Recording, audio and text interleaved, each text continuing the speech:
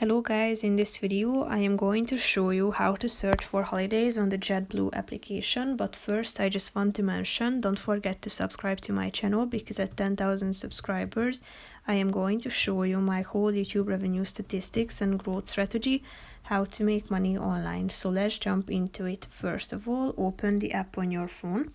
After that you should tap on the home button and click on search holidays at the top.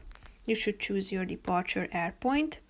You can either select from these listed options or find the nearest by enabling the app to have access to your location.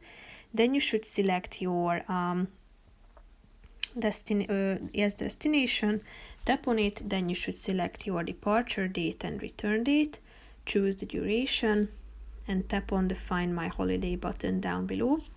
And here you will be able to browse among the relevant hotels or apartments and select the most suitable one.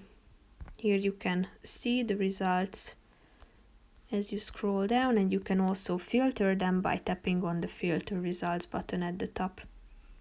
And you can apply filters such as board type, resort, and so on. So that's pretty much it for this video, guys. See you in the next one. Bye bye.